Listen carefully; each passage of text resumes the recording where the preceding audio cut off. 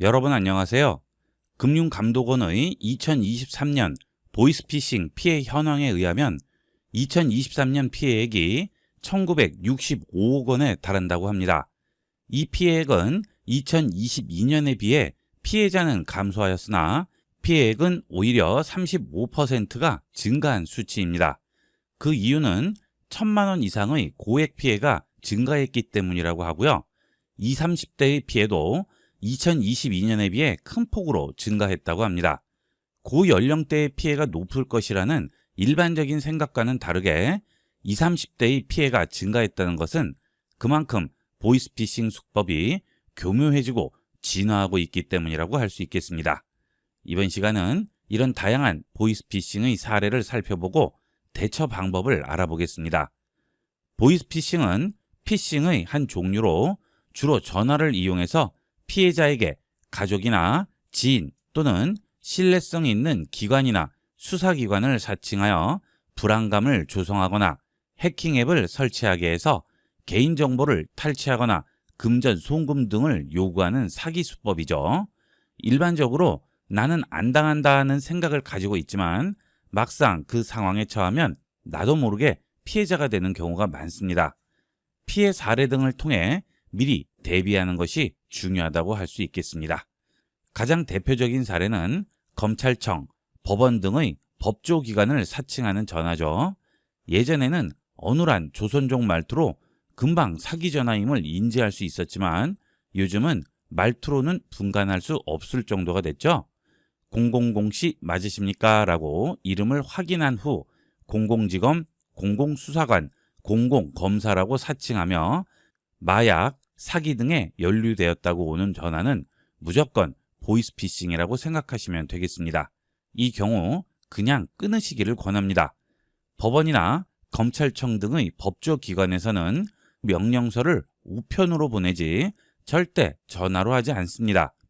바로 확인하는 방법은 피싱이 의심되는 검찰청 근무직원, 서류, 전화번호 등을 010-3570-8242 서울중앙지검 보이스피싱 찐센터로 문자를 보내시면 바로 사실 유무를 확인할 수 있습니다. 이 경우 통화 도중에 해킹 앱이 설치되었다면 어디로 전화를 하더라도 모두 피싱범에게 연결되기 때문에 필히 다른 전화기를 이용하셔야 되겠습니다. 그 다음 법원에서 등기 우편을 보내는 사기 방식인데요. 등기 우편 관련해서 전화나 문자가 오게 되는데 이 경우 무조건 우체국에서 전화나 문자가 와야 합니다.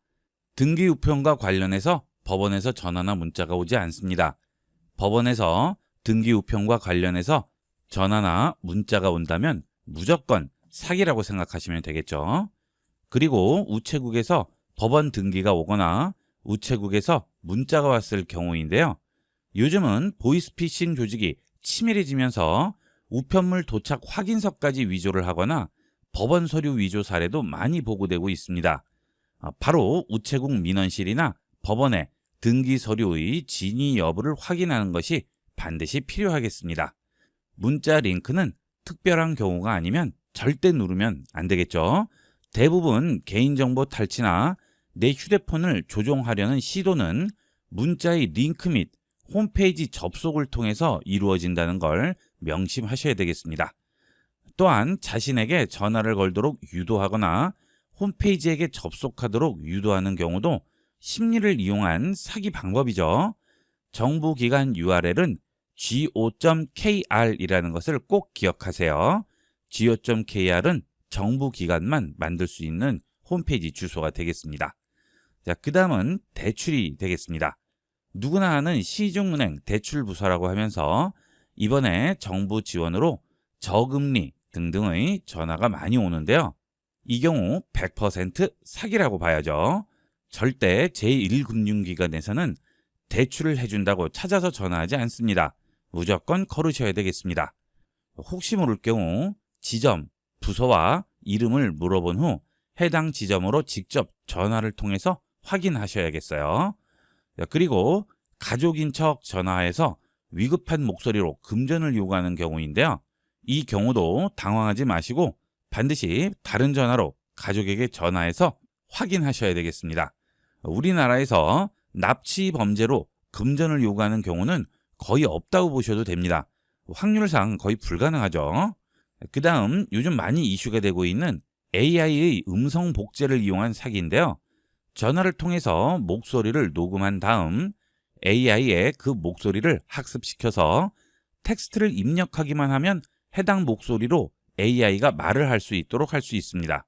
이런 기술은 간단하게 활용할 수 있는데요. 그만큼 보이스피싱에 노출될 위험이 커졌죠. 가끔 전화가 오면 아무 소리가 안 나는 경우가 있는데요. 되도록이면 말을 하지 않고 끊으시기를 권합니다. 현재 우리나라 국민 개인정보가 적어도 30에서 40%는 유출되었다고 봐도 과언이 아닐 텐데요. 내 이름, 가족 이름, 내 전화번호나 가족 전화번호 등만 알고 있으면 다양한 방식으로 보이스피싱을 시도할 수 있다는 것을 염두하시고 뭔가 불안하다 하실 때는 확인하시는 것을 습관화하셔야 되겠습니다. 그 다음 요즘 부쩍 늘어난 방법인데요. 카드 배송, 해외 결제 사기가 되겠습니다. 카드가 발급되었다고 하면서 주소와 이름을 물어보거나 다른 주소지로 발송 확인 전화를 하고 아니라고 할 경우 카드사로 전화하라고 하면서 전화번호를 가르쳐주는 경우인데요. 이 경우도 절대 알려준 번호로 전화하지 마시고 직접 카드사 번호를 검색해서 확인하셔야 되겠습니다. 해외 결제되었다는 문자나 전화는 99% 사기이니까 무시하시거나 염려가 되실 경우 이 경우도 결제되었다는 카드사로 직접 전화를 하셔서 확인하시는 것이 필요합니다. 이렇게 다양한 보이스피싱 사례와 대처 방법을 알아봤는데요. 되도록 휴대폰에 등록된 연락처 외에는 조심하시는 습관을 들이시는 것이 중요하고 조금이라도 의심이 드는 경우는 바로 전화를 끊으시고 확인하도록 하세요. 그리고 금융감독원에서는 다양한 형태의 보이스피싱 사례를 체험해보고 대비를 할 수 있도록 보이스피싱 사이버 체험관을 운영하고 있습니다. 방문하셔서 혹시 모를 상황에 미리 대비하도록 하세요. 그 다음 혹시 송금을 하셨을 경우가 있을 수 있죠. 그런 경우에는 현금 인출책이 해당 금액을 수거하기 전에 최대한 빨리 해당 금융기관에 지급정지를 신청하시고 금융감독원 1332와 경찰청 112에 바로 신고를 하셔야 되겠습니다. 보이스피싱은 정신적으로 또는 경제적으로 많은 타격을 주는 최악의 사기입니다. 남 일로 생각하지 마시고 항상 대비하고 조심하는 생활 습관으로 피싱범들에게 조금의 틈도 주면 안 되겠습니다.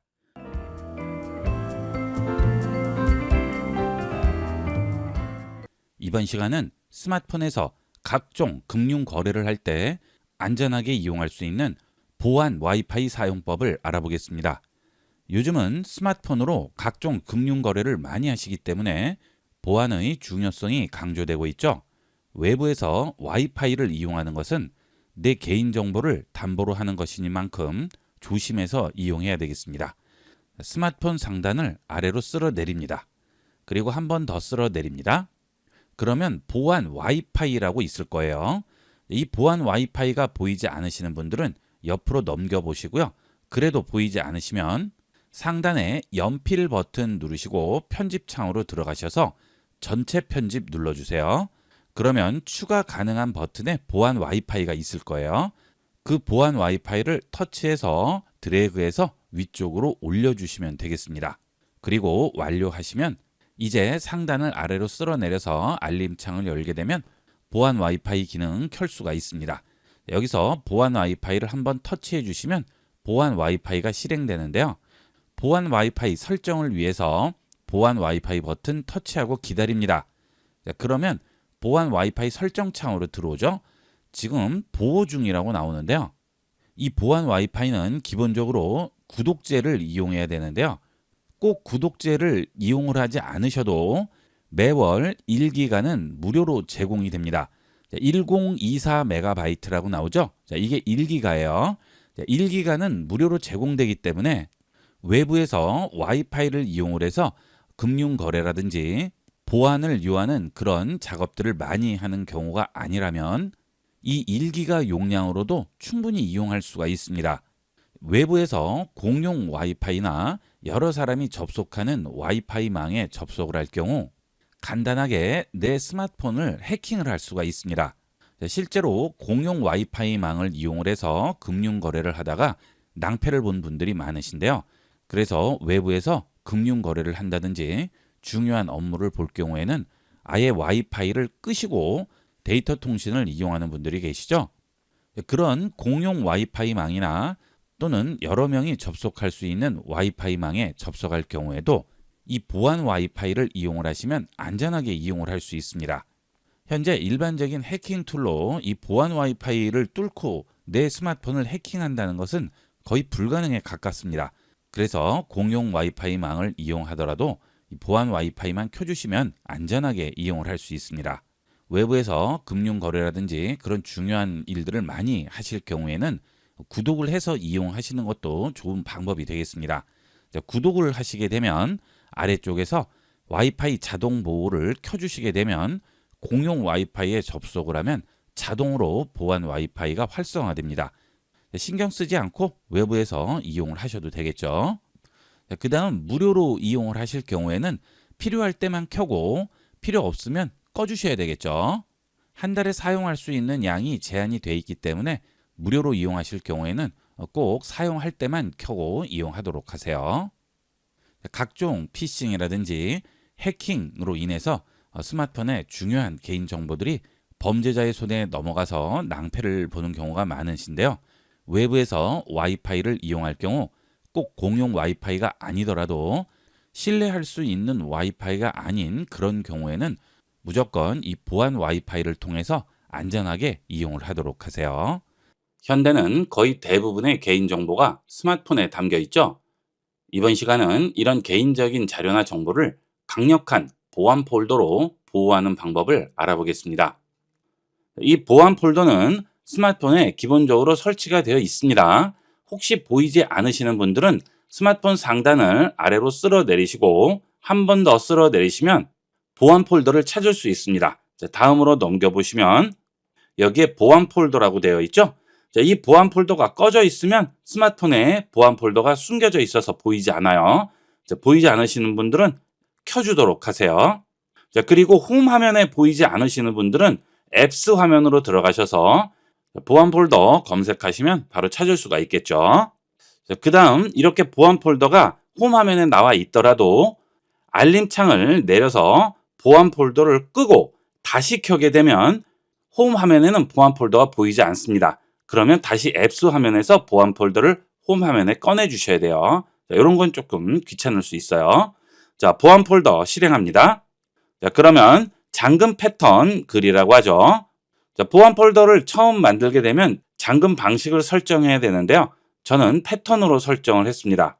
그래서 패턴을 그리면 들어오게 되는데요. 자, 들어오게 되면 카메라, 인터넷, 연락처, 내 파일, 갤러리, 캘린더, 노트가 기본 앱으로 설치가 되어 있는데요. 이 외에도 여러분이 원하는 앱이 있을 경우 상단에 있는 플러스 버튼을 눌러서 해당 앱을 보안 폴더에 추가할 수 있습니다. 자, 추가를 한번 해볼게요. 자, 플러스 누르신 다음 네이버를 추가를 해볼까요? 자, 그 다음 하단에서 추가 버튼 누릅니다. 자, 그러면 네이버가 추가가 됐죠. 자, 이제 이 보안 폴더 안에 있는 네이버와 외부에 있는 네이버는 별개로 동작합니다. 즉, 지금 홈 화면에 있는 네이버를 선택을 했을 때 상단에 있는 줄세개 버튼을 누르시면 내 계정이 보이고 있죠? 자, 이 계정과는 상관없는 새로운 네이버가 하나 더 설치가 되는 겁니다. 그래서 두 가지의 계정을 동시에 이용할 수 있다는 장점이 있죠. 자, 이 경우 인스타그램, 페이스북 같은 SNS를 이용할 때는 동시에 두 개의 계정을 이용할 수가 있겠습니다. 자, 하지만 카카오톡은 안 되겠죠. 카카오톡은 전화번호가 있어야 되기 때문에 스마트폰 하나에서 두 가지의 번호를 쓰는 투폰 서비스를 이용하지 않으시는 분들은 동시에 두 가지 계정의 카카오톡을 설치를 할 수는 없어요. 자, 지금 홈 화면에 있는 네이버가 여기 있고요. 자, 그 다음 보안 폴더로 들어가겠습니다. 자, 여기도 네이버가 있죠. 자, 그러면 이 네이버를 실행하면 어떻게 될까요? 처음에 네이버를 설치했을 때와 동일한 방식으로 다시 한번 설치를 해주셔야 됩니다. 허용합니다. 네이버 시작하기 누르시고요. 아이디 입력해서 로그인 해서 본인의 아이디와 비밀번호를 입력하고 로그인을 해주시게 되면 두 가지 아이디를 하나의 스마트폰에서 이용할 수가 있는 거죠.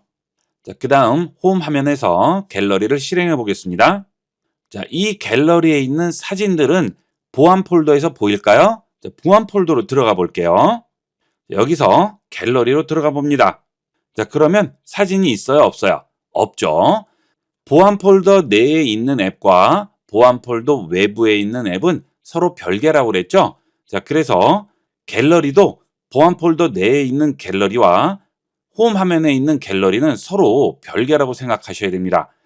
그러면 홈 화면 갤러리에 있는 사진 중에 중요한 사진인, 즉 신분증을 찍은 사진이라든지 등본을 찍은 사진이라든지 통장을 찍은 사진들, 이런 것들을 여기 있는 보안 폴더로 옮기고 싶어요. 그럴 때는 홈 화면에서 갤러리로 들어갑니다. 그 다음 원하는 사진을 선택하세요. 그리고 아래쪽에 보시게 되면 공유 버튼이 보이죠? 공유 버튼 터치합니다. 여기서 보안 폴더를 찾아주세요. 보안 폴더 안 보이시면 더보기 버튼 누르시고요. 여기서 보안 폴더를 선택합니다. 그러면 아래쪽에 보안 폴더에 있는 어느 위치로 이동을 시킬지 물어보죠. 퀵쉐어부터 앱 더보기 여러 가지가 있는데요. 이 중에서 보안 폴더로 복사를 선택하세요.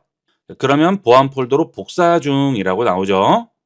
자, 항목 한 개를 보안 폴더로 복사했다고 합니다. 자, 홈 버튼 누르고 보안 폴더로 들어가 볼게요.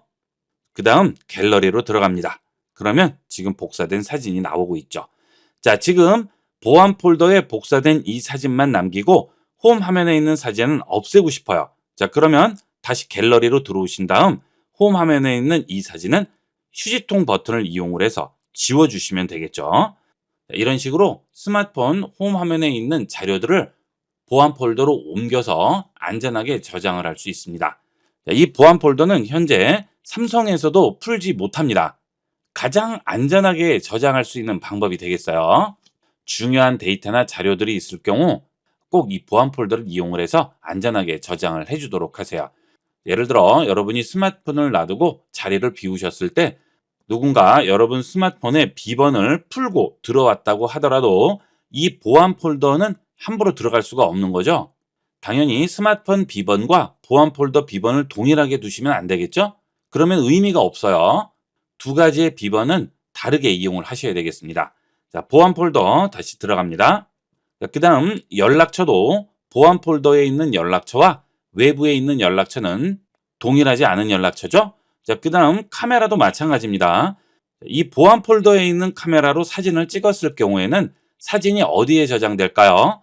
홈 화면에 있는 갤러리에 저장되지 않고 보안 폴더에 있는 갤러리에 저장되는 거죠.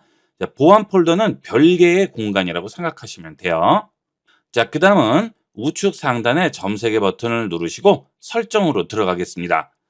그 다음 보안 폴더의 잠금 방식을 설정할 수 있죠.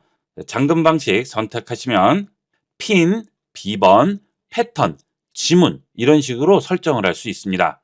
제일 안전한 방법은 지문을 이용하는 방법이 되겠죠. 보통 요즘은 스마트폰 잠금 화면을 푸는 것을 패턴으로 많이 설정을 하는데요. 똑같은 패턴으로 절대 설정하시면 안 돼요. 이 보안 폴더는 다른 것을 반드시 이용하도록 하세요. 일반 잠금하면은 패턴으로 설정하셨으면 보안 폴더는 비번이나 지문을 이용하시고요. 일반 잠금화면을 비번으로 설정하셨으면 보안 폴더는 패턴이나 지문으로 설정하시면 되겠죠. 자, 그 다음에 삼성 계정 초기화가 있죠. 이 삼성 계정으로 초기화가 켜 있지 않으면 보안 폴더 비번을 잃어버렸을 때 초기화를 할 수가 없습니다. 반드시 이 부분은 켜주도록 하세요. 자, 그리고 보안 폴더에 있는 앱이나 또는 보안 폴더 화면은 우측 하단 쪽에 이렇게 잠금 표시가 전부 보이고 있죠. 이것은 보안 폴더라고 생각하시면 되겠습니다. 자, 이렇게 이용하는 방법이 스마트폰에 있는 여러분의 데이터를 가장 안전하게 저장하고 관리할 수 있는 방법이 되겠습니다.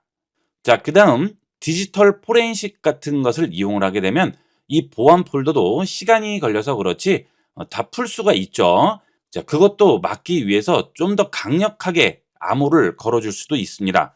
자, 우측 상단에 점 3개 버튼을 누르면 암호화라고 나오죠. 자, 암호화를 선택을 하셔서 암호화 버튼을 누르시게 되면 모든 앱 실행이 중지되면서 앱 알림도 받을 수 없습니다. 완전 암호화가 돼서 저장이 돼서 완벽하게 보안이 유지가 되는 거죠. 자, 그 대신 보안 폴더를 열면 암호화가 해제되고 정상적으로 작동하고 알림도 받을 수 있습니다. 즉, 보안 폴더가 열린 상태에서만 이용을 할 수가 있는 거예요. 보안 폴더를 열지 않으면 암호화로 저장이 되어 있기 때문에 절대 보안 폴더에 접근을 할 수가 없는 거죠. 그럴 경우 해킹에도 안전할 수 있겠죠. 중요한 자료는 이런 암호화로 설정을 해주도록 하세요. 이렇게 해서 이번 시간은 내 스마트폰에 있는 개인정보와 데이터를 가장 안전하게 보호하고 지킬 수 있는 갤럭시 보안 폴더에 대해서 알아봤습니다. 중요한 자료들은 이 보안 폴더를 적극 활용해서 안전하게 보관하도록 하세요. 이번 시간은 여기까지 하도록 하겠습니다. 감사합니다.